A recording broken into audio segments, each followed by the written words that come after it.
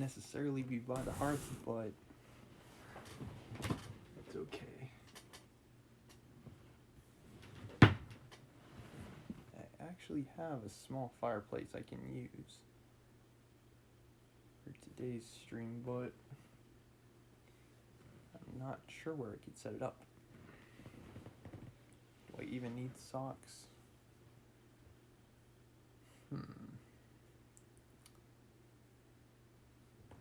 I don't think so. I can go barefoot. Trying to see what you guys see. I don't think I need socks. I'll try going without. Okay.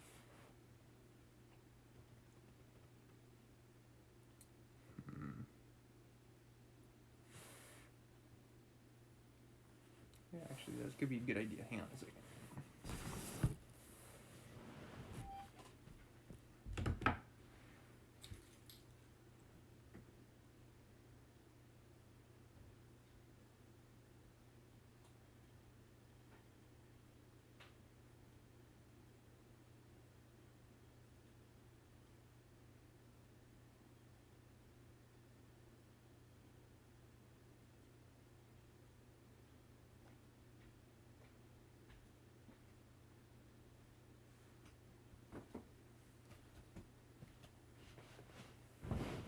Okay. Perfect. Check this out.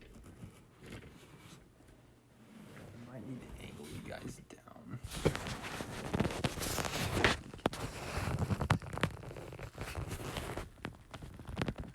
And how's that? I think that works out really nice. Okay, let's turn you. There we go. Alright, welcome back to another delightful episode of the Storm Show Russian Author series. I haven't had as much time to put thought into the art project.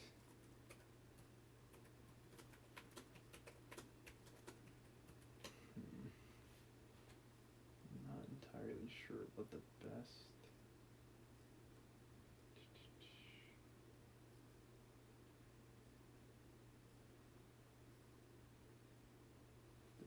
technique.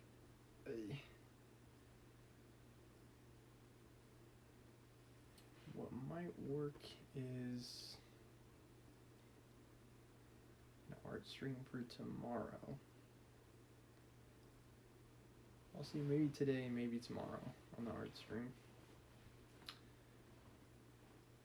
Whew, just hopped out of the shower.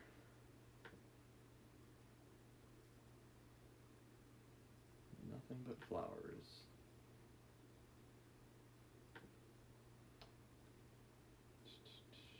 Okay, let me see here. Gotta open my book.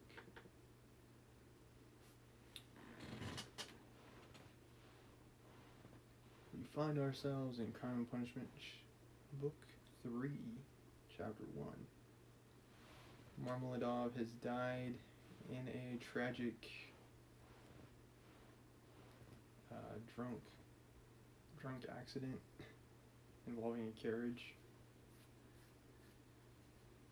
And I made a mistake. We're not in War and Peace Chapter 19, we're actually in War and Peace Chapter 20.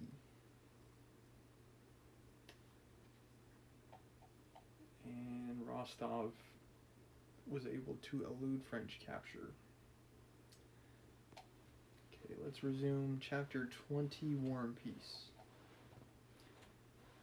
The infantry regiments that had been caught unawares in the outskirts of the wood ran out of it, the different companies getting mixed, and retreated as a disorderly crowd. One soldier in his fear uttered the senseless cry, "Cut off!" That is so terrible in battle, and that word infected the whole crowd with a feeling of panic. Surrounded, cut off, we're lost, shouted the fugitives. The moment he heard the firing and the cry from behind, the general realized that something dreadful had happened to his regiment, and the thought that he, an exemplary officer of many years' service who had never been to blame, might be held responsible at headquarters for negligence or inefficiency so staggered him that, forgetting the recalcitrant cavalry colonel, his own dignity as a general, and above all, quite forgetting the danger in all regard for self-preservation. Recalcitrant is a word meaning having an obstinately uncooperative attitude toward authority or discipline. So it's like another word for defiant.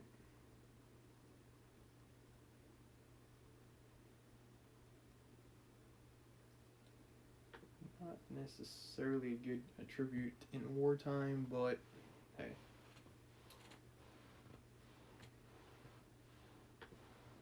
He clutched the crupper of his saddle and, spurring his horse, galloped to the regiment under a hail of bullets, which fell around, but fortunately missed him. His one desire was to know what was happening and at any cost correct, or remedy the mistake, if he had made one, so that he, an exemplary officer of 22 years' service, who had never been censured, should not be held to blame. Having galloped safely through the French, he reached a field behind the copse, across which our men, regardless of orders, were running and descending the valley. That moment of moral hesitation which decides the fate of battles had arrived. Would this disorderly crowd of soldiers attend to the voice of their commander, or would they, disregarding him, continue their flight? Despite his desperate shouts that used to seem so terrible to the soldiers, despite his furious purple countenance distorted out of all likeness to his former self, and the flourishing of his saber, the soldiers all continued to run, talking, firing into the air, and disobeying orders. The moral hesitation which decided the fate of battles was evidently culminating in a panic. The general had a fit of coughing as a result of shouting, and of the powder smoke and stopped in despair. Everything seemed lost. But at that moment, the French who were attacking suddenly and without any apparent reason ran back and disappeared from the outskirts, and Russian sharpshooters showed themselves in the copse. It was Timokhin's company, which alone had maintained its order in the wood, and having lain in ambush in a ditch, now attacked the French unexpectedly.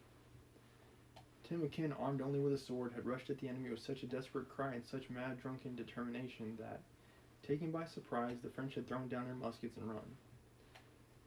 Dólokhov, running beside Timokhin, killed a Frenchman at close quarters and was the first to seize the surrendering French officer by his collar.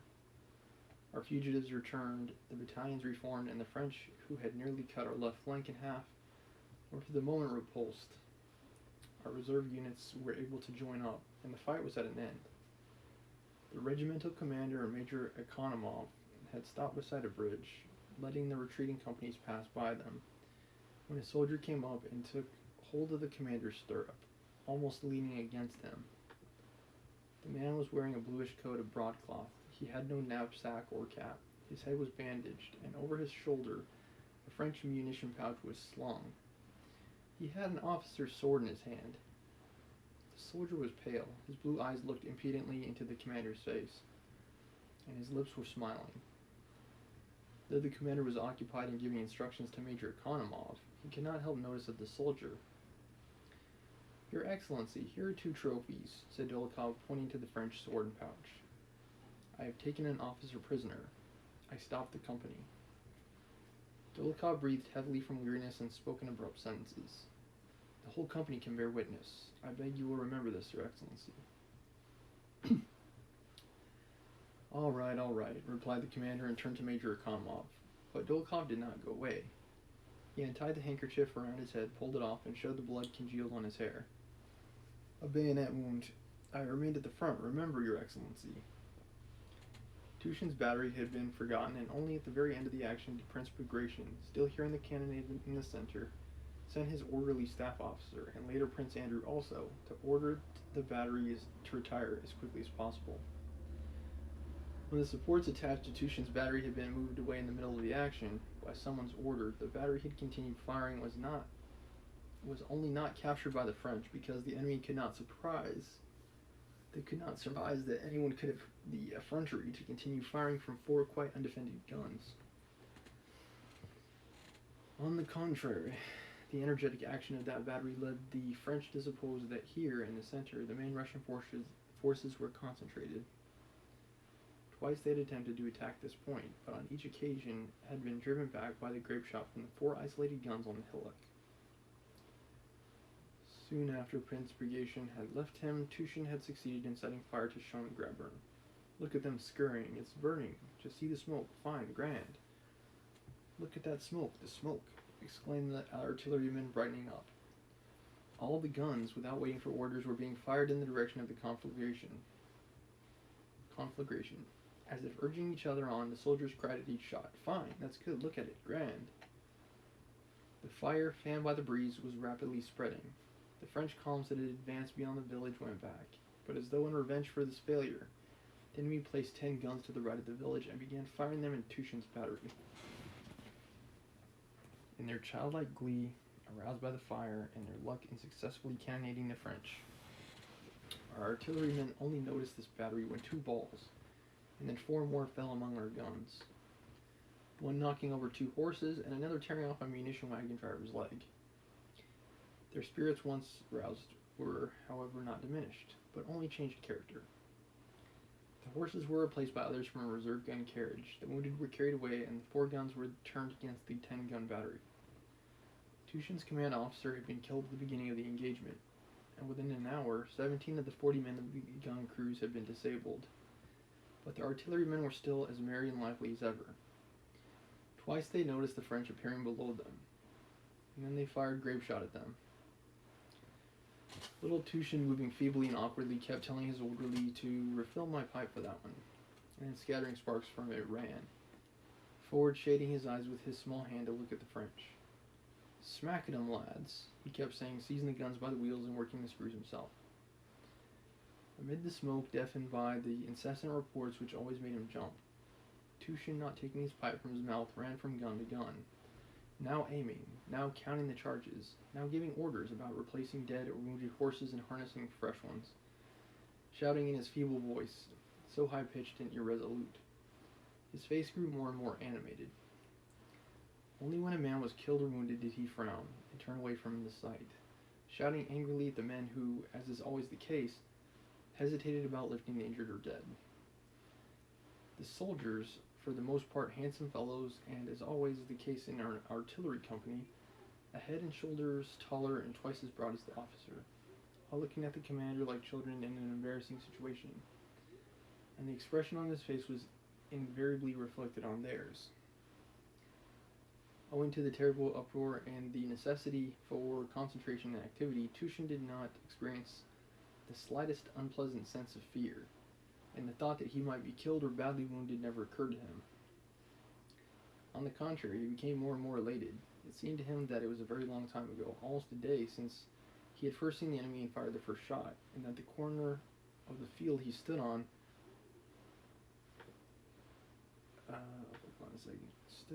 was well known and familiar ground.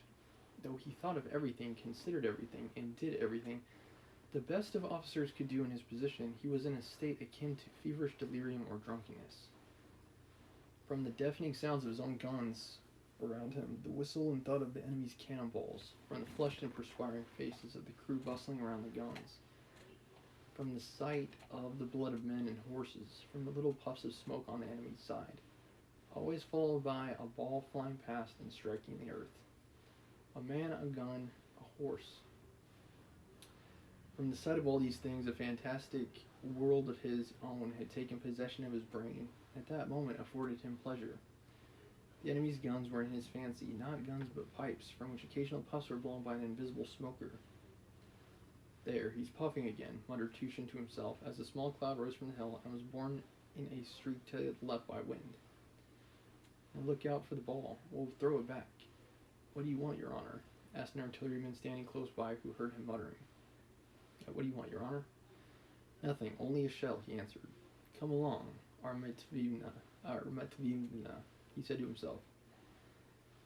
Matveyevna was the name his fancy gave to the farthest gun of the battery, which was large and of an old pattern.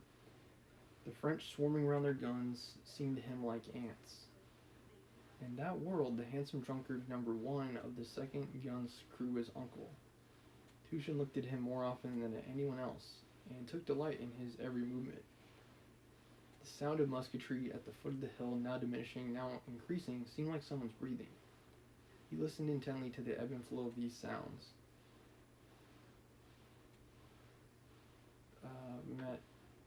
Matveyevna means daughter of Matthew. Breathing. Again, breathing, he muttered to himself. He imagined himself as an enormously tall, powerful man who was throwing cannonballs at the French with both hands. Now then, Matveyevna, dear old lady, don't let me down, he was saying as he moved from the gun, when a strange, unfamiliar voice called from above his head. Captain Tushin, Captain. Tushin turned around in dismay. It was the staff officer who had turned him out of the booth at Grumpf. He was shouting in a gasping voice. Are you mad? You've twice been ordered to retreat, and you... Why are they down on me? Thought Tushin, looking in alarm at his superior. I don't... he muttered, holding up 2 fingers to his cap. But the staff officer did not finish what he wanted to say. A cannonball flying close to him caused him to duck and bend over his horse. He paused, and just as he was about to say something more, another ball stopped him. He turned his horse and galloped off. Retire! All to retire! He shouted from a distance. The soldiers laughed. A moment later, an adjutant arrived with the same order. It was Prince Andrew. The first thing he saw on riding up to the space where Tushin's guns were stationed was an unharnessed horse with a broken leg that lay screaming piteously beside the harnessed horses. Blood was gushing from its leg as from a spring. Among the limbers lay several dead men. One ball after another passed over as he approached, and he felt a nervous shudder run down his spine. But the mere thought of being afraid roused him again. I cannot be afraid, thought he, and dismounted slowly among the guns. He delivered the order and did not leave the battery. He decided to have the guns removed from their positions and withdrawn in his presence. Together with Tushin, stepping across the bodies and under a terrible fire from the French, he attended to the removal of the guns. Staff officer was here a minute ago, but skipped off, said an artilleryman to Prince Andrew. Not like your honor. Prince Andrew said nothing to Tushin. They were both so busy as to seem not to notice one another. When having limbered up the only 2 cannons that remained uninjured out of the 4, they began moving down the hill. 1 shattered gun and 1 unicorn were left behind. Prince Andrew rode up to Tushin. Well, till we meet again, he said, holding out his hand to Tushin.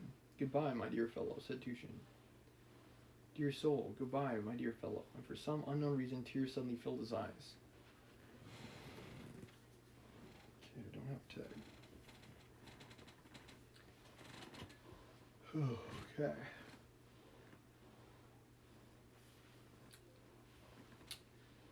Well, there you have it. Tushin was able to shine on the battlefield in chapter 20. Okay, Prince Andrew is congratulating him. Okay. Let's take a look at Crime and Punishment. My nose itches. Characteristically. Okay. Yeah, I'm feeling tired. Like, I did not sleep last night. I think I slept like 1 or 2 hours, maybe max. And I'm going to try to get a head start today. After I read part 3, chapter 1 of Crime and Punishment, nose itches. I'll sign off today. I may have an art stream and a Phoenix Wright stream tomorrow, earlier in the day. Like probably at maybe noon or 1 o'clock. Yeah, I'm going to have a pretty busy day tomorrow. So, no promises and no guarantees for tomorrow for streaming.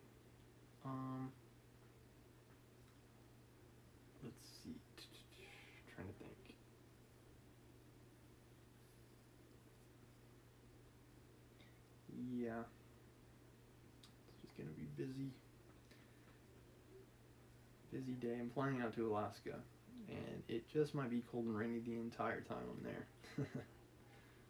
But if it is, hey, it is what it is. And hopefully I'll be able to see the northern lights. Maybe through the clouds. I'm not sure. Okay, part 3, chapter 1. Here we go. Crime and punishment. And of course, thank you for watching. Raskolnikov got up, sat down on the sofa. He waved his hand weakly to Razumhin. To cut short the flow of warm and incoherent consolations he was addressing to his mother and sister, took them both by the hand, and for a minute or two gazed from one to the other without speaking. His mother was alarmed by his expression. It revealed an emotion agonizingly poignant, and at the same time something immovable, almost insane. Pulcheria Alexandrovna began to cry. Avdotia Romovna was pale. Her hand trembled in her brother's. "Go home with him," he said in a broken voice, pointing to Razumhin. "Goodbye till tomorrow. Tomorrow everything. Is it long since you arrived?" "This evening, Rodya," answered Pulcheria Alexandrovna. "The train was awfully late."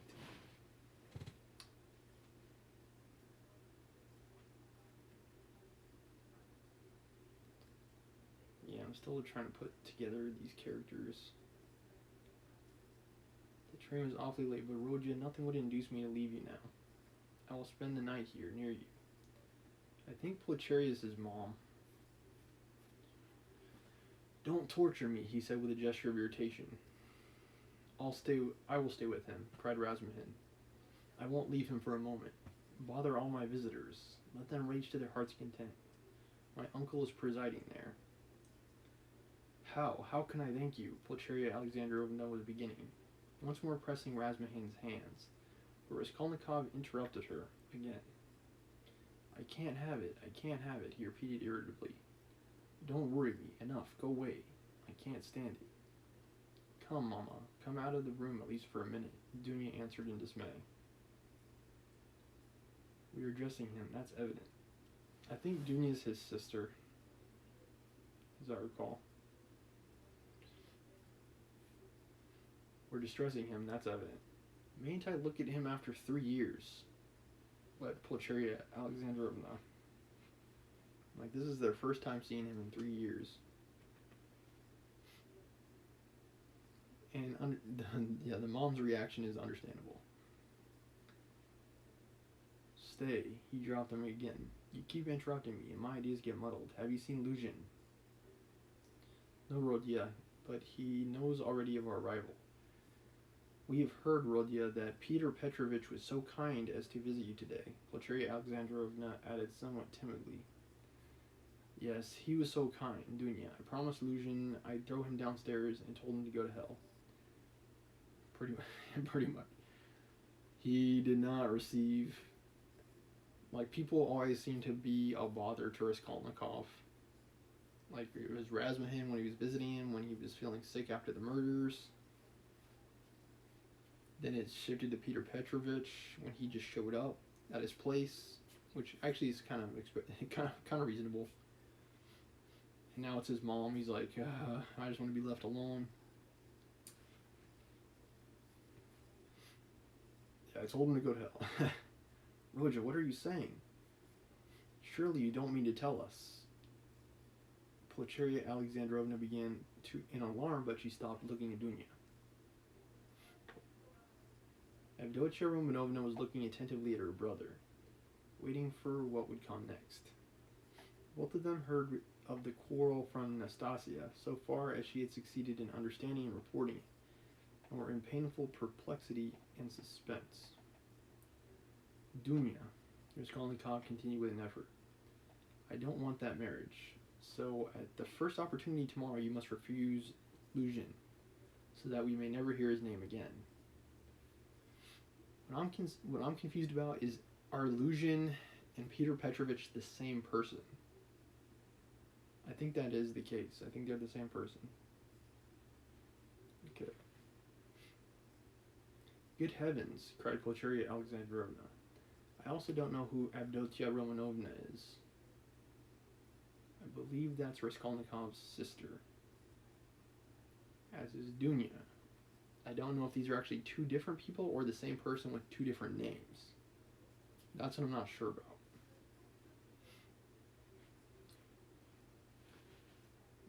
Good heavens, cried Pulcheria Alexandrovna. Brother, think what you're saying. Avdotia Romanovna began impetuously, but immediately checked herself. You're not fit to talk now, perhaps. You're tired, she added gently. You think I'm delirious? No. You're marrying Luzhin for my sake. But I won't accept a sacrifice, and so write a letter before tomorrow, to refuse him. Let me read it in the morning, and that will be the end of it. That I can't do, the girl cried, offended. What right have you? Dunya, you are hasty too. Be quiet. Tomorrow. Don't you see? The mother interposed in dismay. Better come away. Yeah, guys who are lonely and bitter are probably the most likely to checkmate their sisters when they're trying to get married. Yeah, not the case with me and my sister. She's like me in the sense that we may never get married. It's all a matter of luck. Pure luck. Water's clear on the other side. Do you believe her when she cries? Talking bodies, you're talking eyes, and there isn't a reason you can't get by. Nina Geraci reference right there. Okay. Dunya, you're hasty too. Be quiet tomorrow. Don't you see? The mother interposed in dismay. Better come away. He is raving, Razmahin cried tipsily. Or how would he dare? Tomorrow all this nonsense will be over. Today he certainly did drive him away. That was so, and Luzhin got angry too. He made speeches here, wanted to show off his learning, and went out crestfallen. Yeah, I do kind of feel bad for Peter Petrovich. He shows up, he's like, hello everybody, and he's like got his suit all pressed, he's looking all nice. He's there to make a positive impression on Raskolnikov, and he's just like, go away. I don't like you, be gone. Showing up unannounced. Get out of my sight. Peter Petrovich is like, okay, I'll just be going. I kind of feel bad for the guy. Luzhin got angry too. He made speeches here, went to show off his learning, and went out crestfallen. Then it's true, cried Pulcheria Alexandrovna. Goodbye till tomorrow, brother, said Dunya compassionately. Let us go, mother. Goodbye, Rodya. Raskolnikov has somewhat been through a lot, too. He got visited by Peter Petrovich, and he just saw one of his few friends, Marmeladov, die in a horrible carriage accident. Plus, he had the double murder he committed. So he's got a lot on his mind, other than this affair. Goodbye, Rodya. Do you hear, sister? He repeated after them, making a last effort. I am not delirious. This marriage is an infamy. Let me act like a scoundrel, but you mustn't. One is enough. And though I am a scoundrel, I wouldn't own such a sister. It's me or Luzhin. Go now. But you're out of your mind. Despot, roared Razmahin. But Raskolnikov did not and perhaps could not answer. He lay down on the sofa and turned to the wall, utterly exhausted. Avdotia Romanovna looked with interest at Razmahin. Her black eyes flashed. Razmahin positively started at her glance. Positively started at her glance. Pulcheria Alexandrovna stood overwhelmed. Nothing would induce me to go, she whispered in despair to Razmahin. I will stay somewhere here. Escort Dunya home.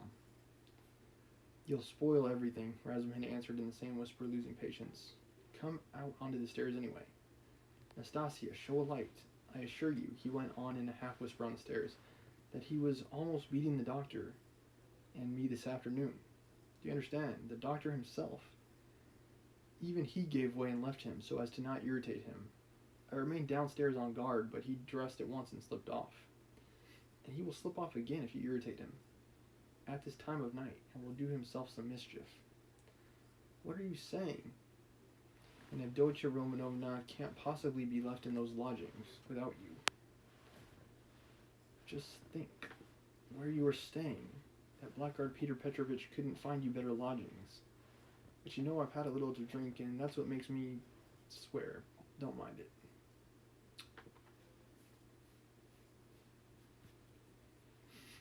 Avdotya is his mom. Yeah. Why they have different names, I don't know. I really don't know. But I'll go to the landlady here, Pulcheria Alexandrovna insisted. I'll beseech her to find some corner for Dunya and me for the night. I can't leave him. My nose. I can't leave him like that. I cannot.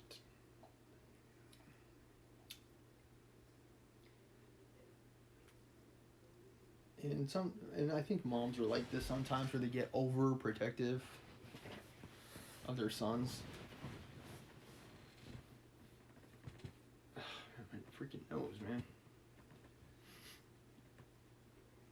They're like always worried. They're like, what if something happens to him? Well, if something's gonna happen to your son, it can't be helped. Like, that is my message to moms everywhere. Man, my freaking nose. Just itchy, itchy, itchy. Okay, things are better now.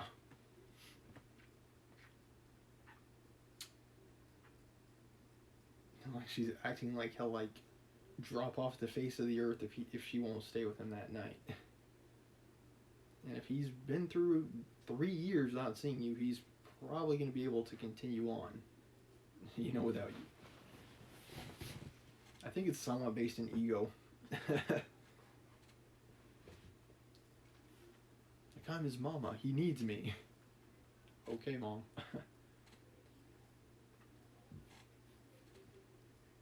This conversation took place on the landing just before the landlady's door.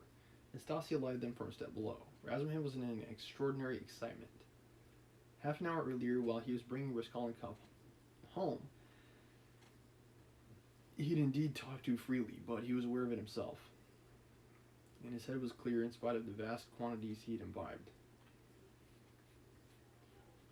He might have been made more sober by seeing what happened to Marmeladov, too. Now he was in a state bordering on ecstasy. All that he had drunk seemed to fly to his head with redoubled effect. He stood with the two ladies, seizing both by their hands, persuading them and giving them reasons with astonishing plainness of speech. And almost every word he uttered, probably to emphasize his arguments, he squeezed their hands painfully as in a vice. Razumhin seems like an extremely likable guy, because he's one of the few people that Raskolnikov was able to befriend while he was in university. So that should tell you something. He stared at Avdotya Romanovna without the least regard for good manners. They sometimes pulled their hands out of his huge bony paws, but far from noticing what was the matter, he drew them all the closer to him. If they had told him to jump ahead foremost from the staircase, he would have done it without thought or hesitation in their service. Though Pulcheria Alexandrovna felt that the young man was really too eccentric and pinched her hand too much. In her anxiety over her Rodya, she looked on his presence as providential, and was unwilling to notice all his peculiarities. But though Avdotya Romanovna shared her anxiety, and was not of timorous disposition, she could not see the glowing light in his eyes, without wonder and almost alarm. It was only the unbounded confidence inspired by Nastasia's account of her brother's queer friend, which prevented her from trying to run away from him, and to persuade her mother to do the same. She realized, too, that even running away was perhaps impossible now. 10 minutes later, however, she was considerably reassured. It was characteristic of Razumhin that he showed his true nature at once, whatever mood he might be in, so that people quickly saw the sort of man that they had to deal with. "You can't go to the landlady. That's perfect nonsense," he cried. "If you stay, though you're his mother, he'll drive him to a frenzy, and then goodness knows what will happen. Listen, I'll tell you what to do. What I'll do. Nastasia, I'll stay with him now, and I'll conduct you both home. You can't be in the streets alone. Petersburg is an awful place in that way. But no matter. Then I'll run straight back here, and a quarter of an hour later, on my word of honor, I'll bring you news how he is, whether he's asleep and all that. Then listen. Then I'll run home in a twinkling. I have a lot of friends there, all drunk. I'll fetch Zosimov. That's the doctor who's looking after him. He's there too. But he's not drunk. He is not drunk. He is never drunk. I'll drag him to Roja, and then to you, so that you'll get 2 reports in the hour from the doctor, you understand. From the doctor himself, that's a very different thing from my account of him. If there is anything wrong, I swear I'll bring you here myself. But if that's all right, you go to bed. But if it's all right, you go to bed. I'll spend the night here in the passage. He won't hear me, and I'll tell Zosimov to sleep at the landlady's to be at hand. Which is better for him, you or the doctor. So come home then. But the landlady's out of question. It's all right for me, but it's out of the question for you. She wouldn't take you, for she's a fool. She'd be jealous on my account of Avdotya Romanovna, and of you too. If you want to know, of Avdotya Romanovna, certainly. She's an absolutely unaccountable character. But I am a fool too. No matter, come along. Do you trust me? Come, do you trust me or not? Let us go, mother, said Avdotya Romanovna. He will certainly do what he has promised. He has saved Roja already, and if the doctor really will consent to spend the night here, what could be better? You see, you understand me, because you're an angel, Razmahin cried in ecstasy. Let us go. Nastasia, fly upstairs and sit with him with a light. I'll come in a quarter of an hour. Though Pulcheria Alexandrovna was not perfectly convinced, she made no further resistance. Razmahin gave an arm to each and drew them down the stairs. He still made her uneasy, as though he was competent and good-natured. Was he capable of carrying out his promise? He seemed in such a condition. Razmahin, if there's one thing that we know about him, it's that he's probably as headstrong as Raskolnikov is. Like, he's a pretty stubborn dude, so yeah, I would not be surprised. I see you think I'm in such a condition, Razmahin broke in upon her thoughts, guessing them as he strolled along the pavement with huge steps, so that the 2 ladies could hardly keep up with him. A fact he did not observe, however. Nonsense, that is. I'm drunk like a fool, but that's not it. I'm not drunk from wine. It's seeing you has turned my head. But don't mind me, don't take any notice. I'm talking nonsense. I'm not worthy of you. I am utterly unworthy of you. The minute I've taken you home, I'll pour a couple of pailfuls of water over my head in the gutter here. Then I shall be all right. If only you knew how I love you both.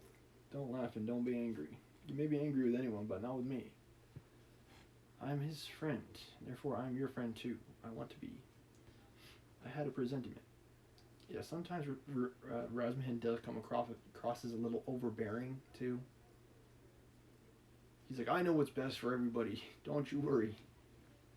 Okay, Razmahin, you got a house party going on at your house, and you're not there.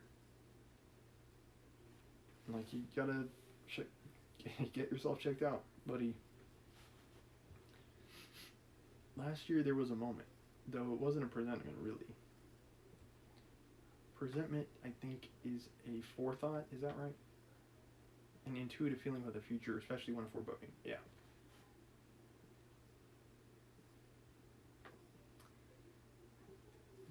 Like a premonition. It wasn't a presentiment, really. For you seem to have fallen from heaven. Oh, God. I expect I shan't sleep all night. Zosimov was afraid a little time ago that he would go mad. That's why he mustn't be irritated. What do you say? Cried the mother. Did the doctor really say that? Asked Avdotya Romanovna, alarmed. Yes, but it's not so, not a bit of it. He gave him some medicine, a powder, I saw it. And then you're coming here. It would have been better if you'd come tomorrow. It's a good thing we went away. And in an hour, Zosimov himself will report to you about everything. He is not drunk, and I shan't be drunk. What made me get so tight? Because they've got me into argument, damn them. I've sworn never to argue. They talk such trash. They talk such trash. I almost came to blows. I've left my uncle to preside. Think my voice is going. Would you believe they insist on complete absence of individualism, and that's just what they relish? Not to be themselves, to be as unlike themselves as they can. That is how they get rid of all their self-loathing and doubt. They just pretend to be everybody else. Actors, they are. Actors. That's what they regard as the highest point in progress. It's only their nonsense or their own. But as it is, listen, Pulcheria Alexandrovna interrupted timidly, but only added fuel to the flames. What do you think? Shouted Razmahin louder than ever. You think I'm attacking them for talking nonsense? Not a bit. I like them to talk nonsense. That's man's one privilege over all creation. Through error you come to truth. I'm a man because I err. You never reach any truth without making 14 mistakes, and very likely 114. And a fine thing, too, in its way. We can't even make mistakes on our own account. Talk nonsense, but talk your own nonsense. I'll kiss you for it. To go wrong in one's own way is better than to go right in someone else's. That's highlighted, by the way. Better to go down in flames as yourself than to live a nice life trying to be someone else. Don't be something you're not.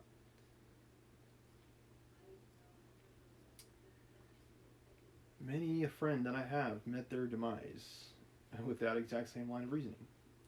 Consequently. In the first case, you were a man. In the second, you're no better than a bird. Truth won't escape you, but life can be cramped.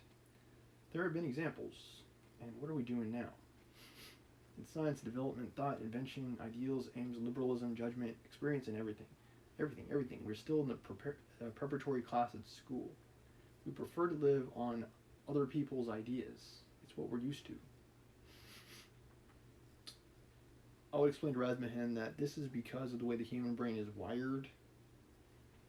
You'll see this especially with young children. They'll copy what their parents say and do. Because we're all just mammals. Right? Kids learn from the adults and older animals what to do to survive and thrive.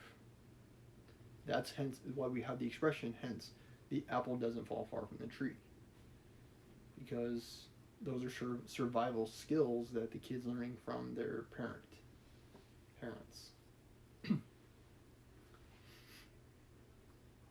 But yeah, monkey see, monkey do also applies.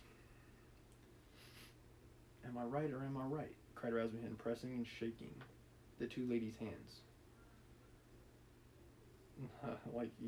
Razmahin, the dude is definitely overbearing. There's no doubt about that. Oh, mercy, I don't know, cried poor Pulcheria Alexandrovna. Yes, though I don't agree with you in everything, added Avdotya Romanovna earnestly, and at once uttered a cry, for he squeezed her hand so painfully. Yeah, the amount of booze that he's had probably is not helping the situation. Yes, you say yes. Well, after that, he cried in transport. You are a fountain of goodness, purity, sense, and perfection. Give me your hand. You give me yours too. I want to kiss your hands here at once on my knees. And he fell on his knees on the pavement, fortunately at that time deserted. Leave off, I entreat you. What are you doing? Pulcheria Alexandrovna cried, greatly distressed. Like he's gonna traumatize Raskolnikov's mom.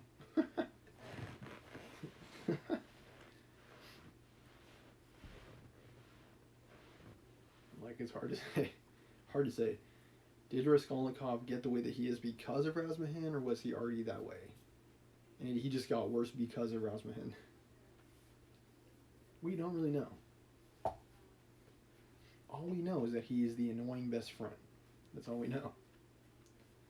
Get up, said Dunya, laughing, though she too is upset.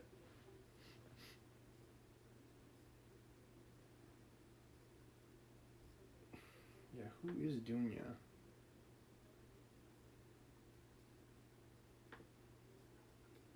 I don't know, I'll figure it out soon. Yeah, she too is upset. Not for anything till you let me kiss your hands. That's it, enough. I'll get up and we'll go on. I'm a luckless fool. I'm unworthy of you and drunk. I'm ashamed.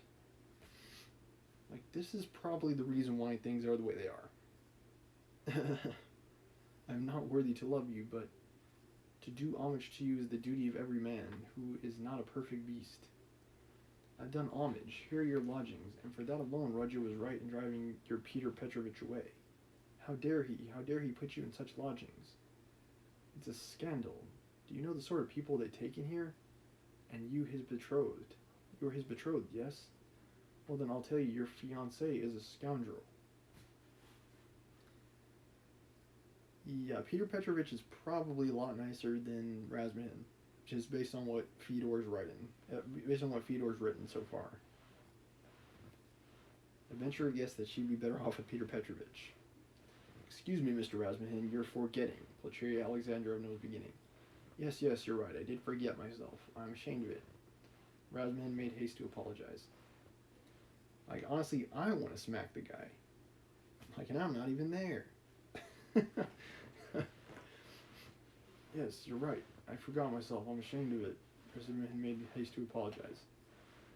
But you can't be angry with me for speaking so, for I speak sincerely, and not because, I'm speaking from the heart because I've had a few drinks. Okay? That would be disgraceful. In fact, not because I'm in. Well, anyway, I won't say why. I daren't. But we all saw today, when he came in, that that man is not of our sort.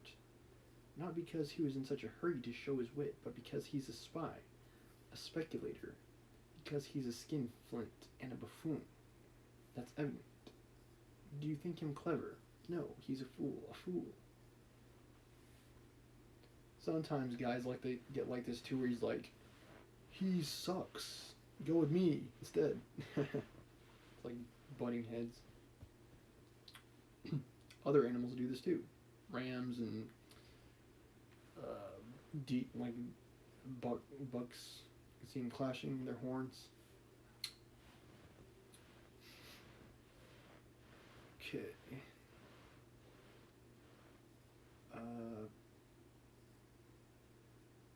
That man is not of our sort. Not because he had his hair curled at the barber's, not because he was in such a hurry to show his wit, but because he's a spy. He's a buffoon, that's evident. Do you think him clever? No, he's a fool. Is he a match for you? Good heavens, do you see, ladies? He stopped suddenly on the way upstairs to their rooms. Razmahin is trying to get with Raskolnikov's sister. Mark my words. He's trying to do it. Though all my friends there are drunk. If they're all honest, then we do talk a lot of trash. And I do too, yet we shall talk our way to truth at last. For we are on the right path, while Peter Petrovich is not on the right path. You want someone who cares, so don't look over there.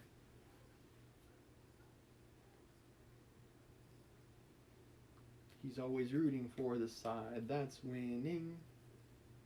What song is that?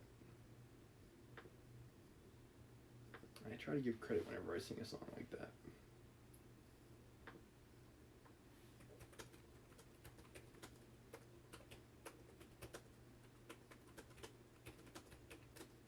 I think it's the Psychedelic Furs.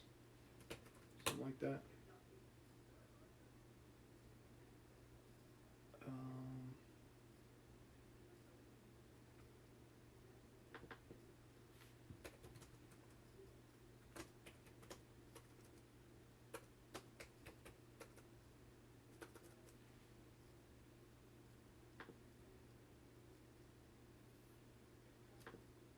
Trying to find it.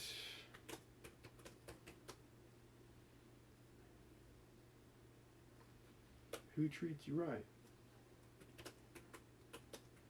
I do, baby. I'm not making this up, like it's an actual song. Who treats you right? I do, baby.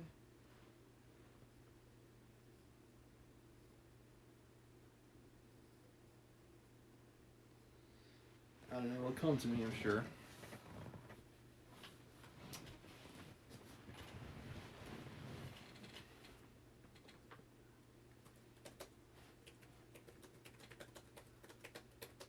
just like typing all the lyrics into Google. Like, come on, something's gotta catch.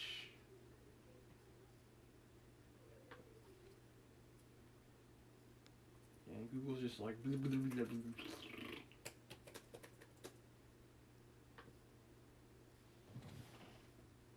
It's not Fall Out Boy.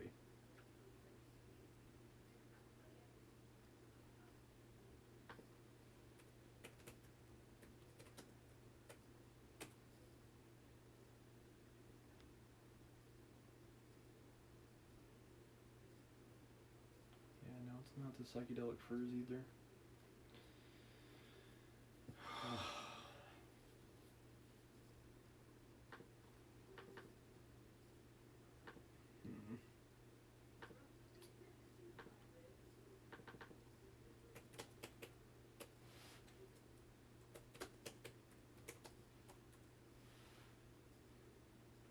It's not Trevor Daniel. I can tell you with absolute certainty that it's not Trevor Daniel. Trevor Daniel.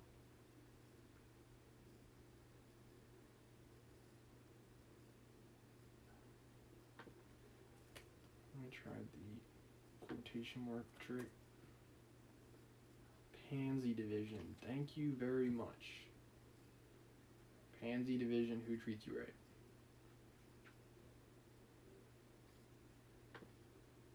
But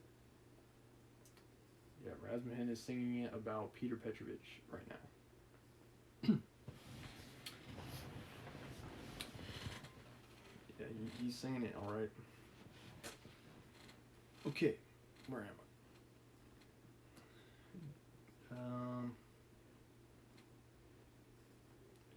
All my friends are drunk. They're all honest. And then we do talk a lot of trash, and I do too, yet we shall talk our way to the truth at last, for we're on the right path.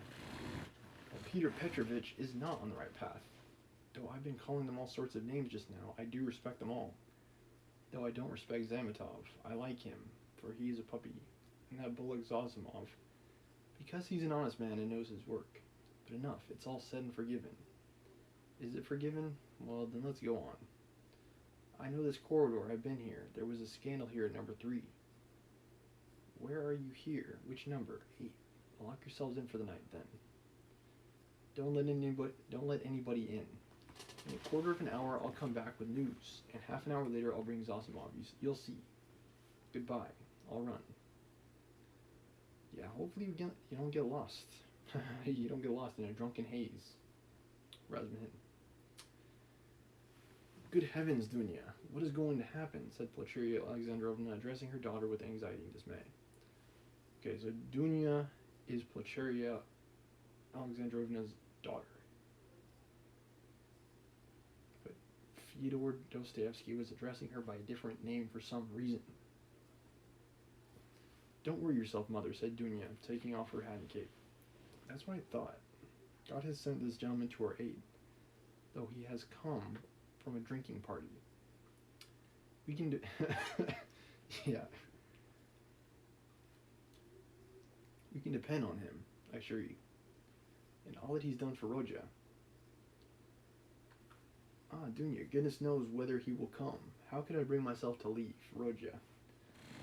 How different I'd fancied our meeting. How sullen he was, as though not pleased to see us.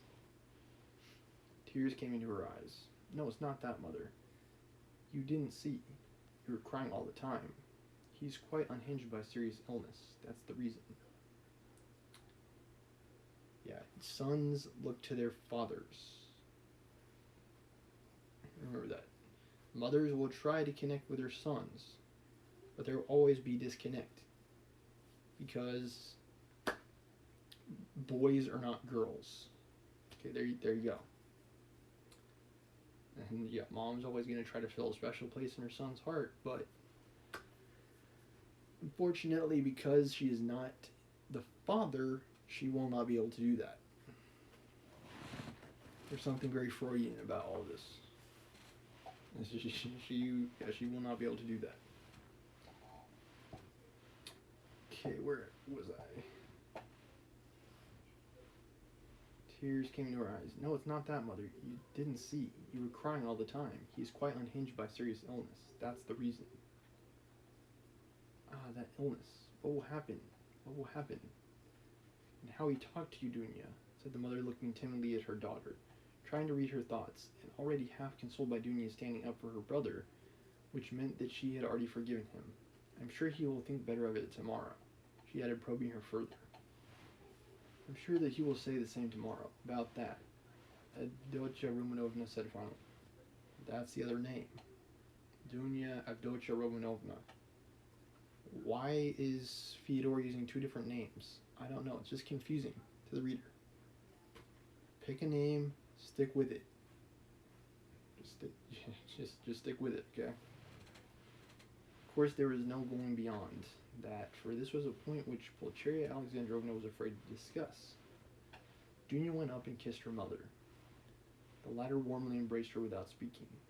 Then she sat down to wait anxiously for Razmihin's return, timidly watching her daughter, who walked up and down the room with her arms folded, lost in thought.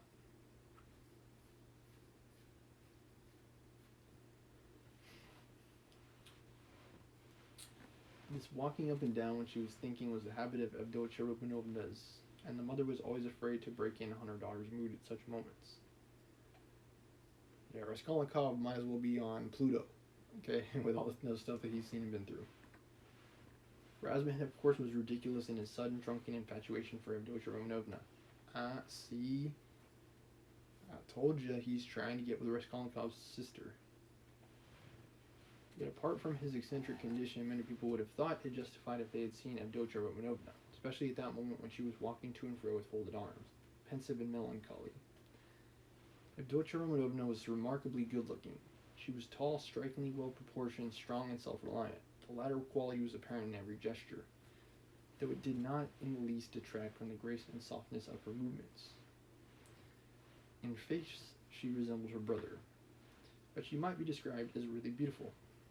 Her hair was dark brown, a little lighter than her brother's. There was a proud light in her almost black eyes, and yet at times a look of extraordinary kindness. She was pale, but it was a healthy pallor. Her face was radiant with freshness and vigor. Her mouth was rather small. The full red lower lip projected a little, as did her chin. It was the only irregularity in her beautiful face, but it gave it a peculiarly individual and almost haughty expression. Her face was always more serious and thoughtful than gay.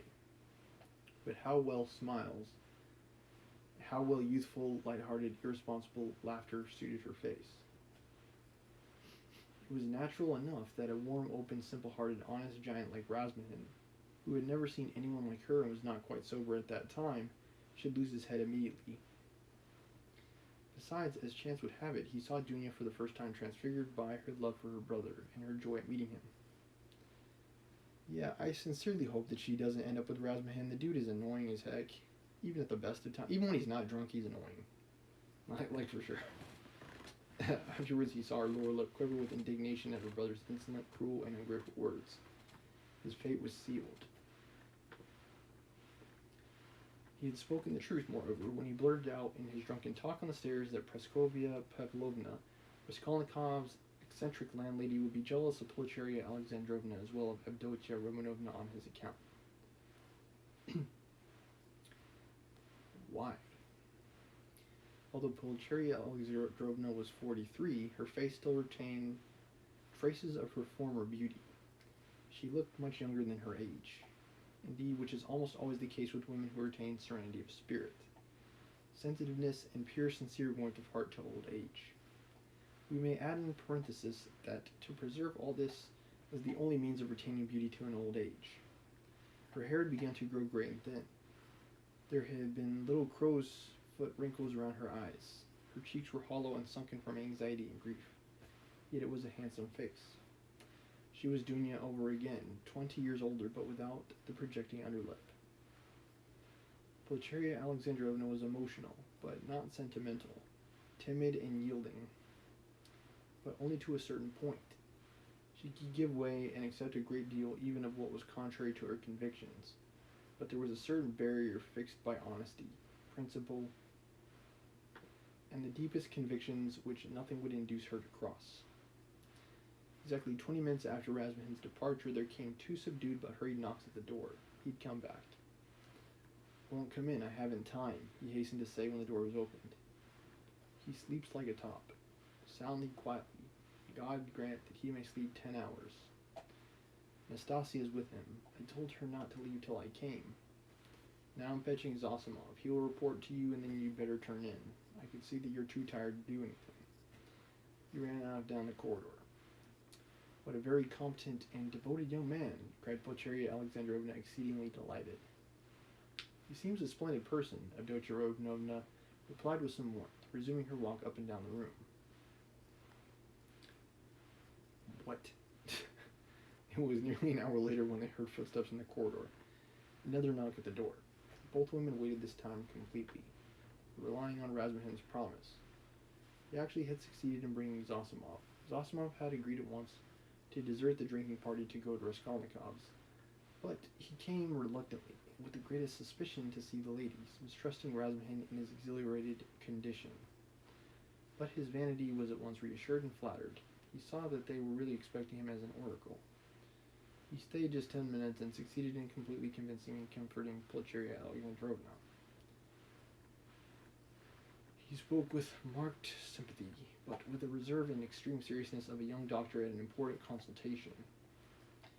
He did not utter a word of any other subject, and did not display the slightest desire to enter into more personal relations with the two ladies. A consummate professional, Zosimov. Remarking at his first entrance the dazzling beauty of Avdotya Romanovna, he endeavored not to notice her at all during his visit, and addressed himself solely to Pulcheria Alexandrovna. All this gave him extraordinary inward satisfaction. He declared that he thought the invalid at this moment going on very satisfactorily. According to his observations, the patient's illness was due partly to his unfortunate material surroundings during the last few months.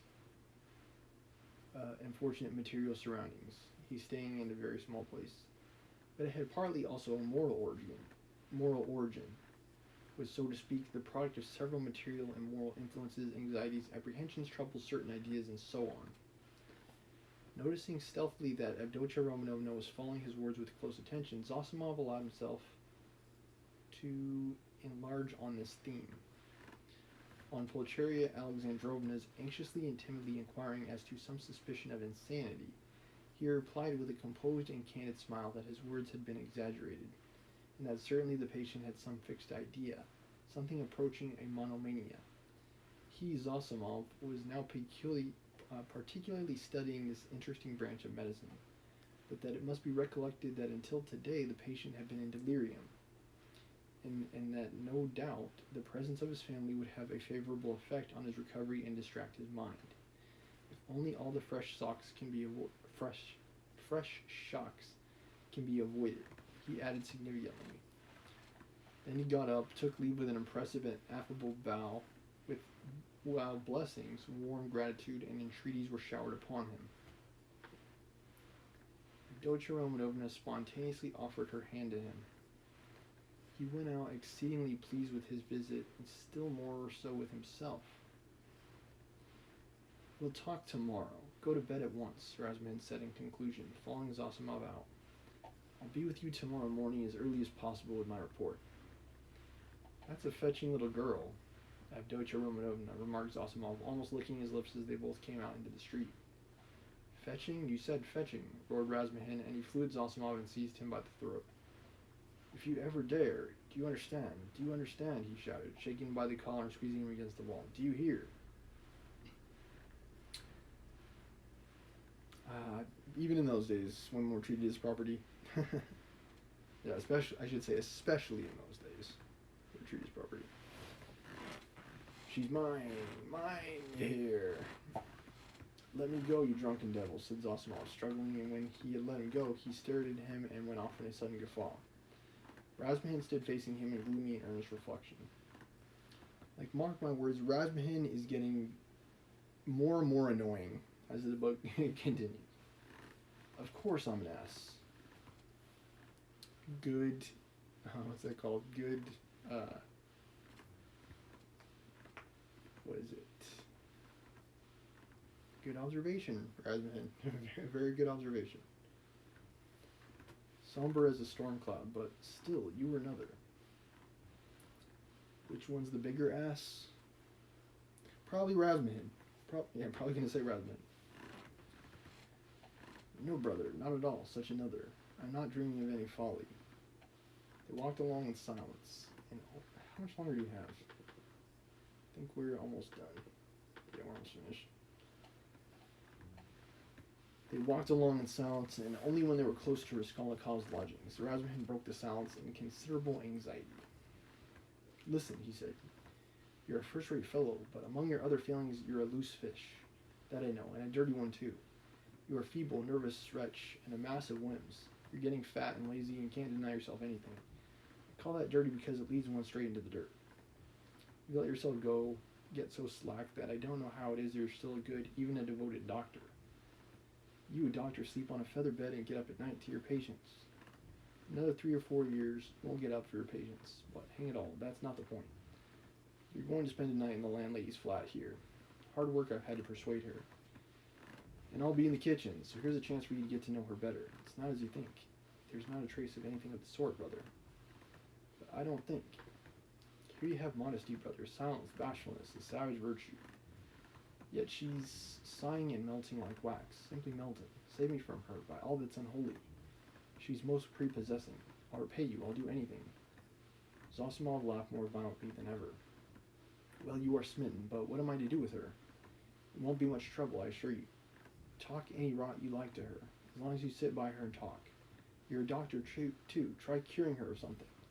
I swear you won't regret it. She has a piano, and you know I strum a little. I have a song there, a genuine Russian. I shed hot tears. She likes the genuine article, and well, it's all began with that song. Now you're a regular performer, a maitre, a Rubinstein. I assure you, you won't regret it. But have you made her some promise? Something signed, a promise of marriage, perhaps? Nothing, absolutely nothing of the kind. Besides, she's not that sort at all. Chebrov tried that. Well, then drop her, but I can't drop her like that. Why can't you? Well, I can't, that's all about it. There's an element of attraction here, brother. Then why have you fascinated her? I haven't fascinated her, perhaps. I was fascinated myself in folly. But she won't care a straw whether it's you or I, so long as somebody sits beside her side. I can't explain the position, brother. Look here, you're good at math. I'm working at it now. Begin teaching her the integral calculus. Upon my soul, I'm not joking. I'm in earnest. It'll be just the same to her. She will gaze at you and sigh for a whole year together. I talked to her once for 2 days at a time about the Prussian House of Lords. For one must talk of something. She just sighed and perspired. You mustn't talk of love. She's bashful to hysterics. Just let her see you can't tear yourself away. That's enough. It's fearfully comfortable. You're quite at home. You can read, sit, lie about it right. You may even venture on a kiss if you're careful. But what do I want with her? I can't make you understand. You see, you're made for each other. I have often been reminded of you. You come to it in the end. So does it matter whether it's sooner or later? There's the featherbed element here, brother. Ouch. Not only that, there's an attraction here. Here you have the end of the world, an anchorage, quiet haven, the navel of the earth, the 3 fishes that are the foundation of the world, the essence of pancakes, of savory fish pies, of the evening samovar, of soft sighs and warm shawls, and hot stoves to sleep on, as snug as though you were dead, and yet you're alive, the advantages of both at once. Well, hang it, brother, what stuff I'm talking, it's bedtime, listen. I sometimes wake up at night, so I'll go in and look at him, but there's no need, he's all right, it's all right. Don't you worry yourself, yet if you like, you might just look in once too. But if you notice anything, delirium or fever, wake me up at once, but there can't be. Man, why couldn't Razmahin been the one who got hit by the carriage? Seriously. I would trade Marmeladov for Razmahin in an instant. He might have been a hopeless drunk, but he wasn't annoying. Okay? He might have been a hopeless drunk, but he wasn't annoying. Okay, chapter 2, book, part 3. When we resume, perhaps not until I return from my Alaskan adventure. So, thank you for watching. Have a nice night. Signing off.